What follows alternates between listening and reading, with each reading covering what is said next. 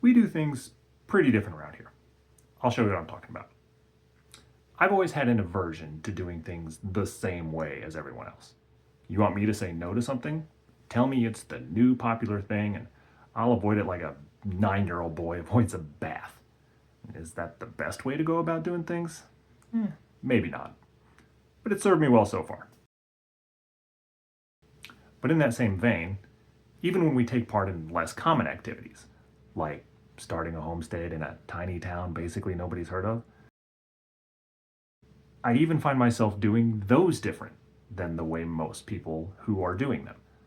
Which means that now these controversial things that we find ourselves doing are even controversial with the crowd of people who are also doing them. So let's start with the least controversial thing on the list: chickens. More specifically, chicken feed.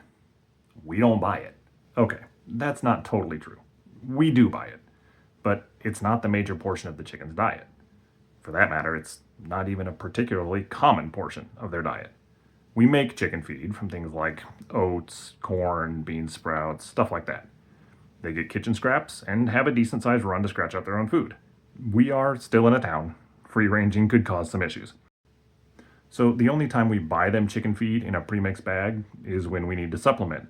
Maybe they have less scraps available, or we're going to be gone and the person we have caring for them doesn't know how to mix their other feed. Something like that.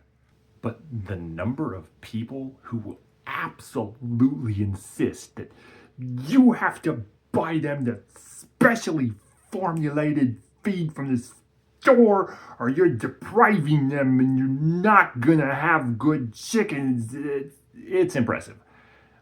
We're just not gonna do it. On to the garden.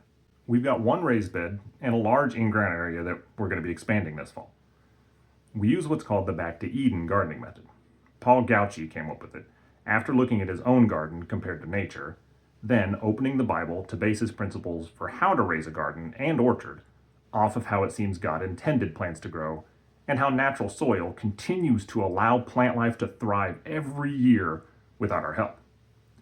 What that means at a basic level is that we have a thick layer of wood chips. That's chips, not shavings, not sawdust. That we use as a mulch on top of the garden. That not only suppresses weeds to the point where they're close to non-existent, but it also means we never water, with the possible exception of one initial soaking during planting.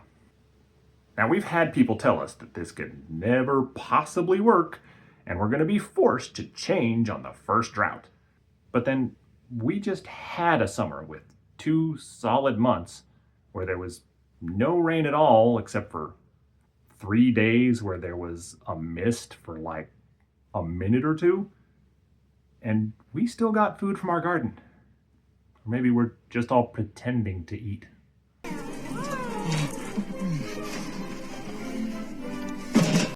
Then there's our honeybees.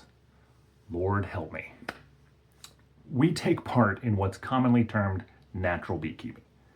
Basically, what that means is we take our cues from how bees survive in the wild, and we mimic that as closely as we can in our own hives.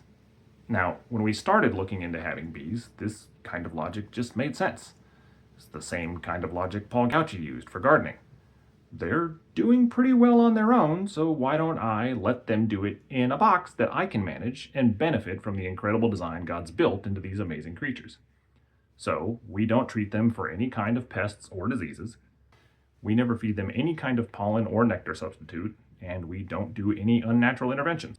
And oh my word, did I completely underestimate the insane levels of rage that this would inspire. The anonymous nature and lack of real personal interaction that the internet creates makes it much easier for people to be far more aggressive than they would be in real life. Yeah, that dude that won't stop being a huge jerk to you on Facebook probably won't even look you in the eye to disagree face to face. And of course, we can't forget the home Bible studies that we do. Every evening, we sit down as a family and read a chapter or two of the Bible. I'll stop periodically to make sure everybody understands what's happening in the passage we're reading, because sometimes Even the more modern translations that have simpler language than something like the King James are just difficult for kids to follow. We do this whether we're at home by ourselves or there's company over. The kids are more than welcome to ask questions, and I make it a point to explain everything in context with the actual scripture. I don't use speculation, or at the very least, not without making it clear that I'm just guessing at that point. And if I honestly don't know something, you know what I tell them? I don't know. I've had to go back quite a few times to find something I was asked about so I could give an answer I was confident was biblically accurate. But of course, people will accuse me of indoctrinating my children and denying them the experience of the world. Well, you know what? Yeah, I am. Do you know what the definition of indoctrinate is? It's to teach doctrine, aka beliefs. See, you say indoctrinate and mean brainwash. But did you catch the part about me answering questions and explaining things in context?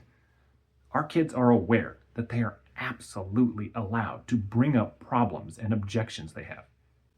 Some stuff in the Bible is hard, especially for our modern culture. We don't shy away from that. But we're also not going to let the kids just do whatever they want and choose right and wrong for themselves. Our society has way too much of that already. So yeah, we do things pretty differently around here. Stick around. You'll see just how different we are.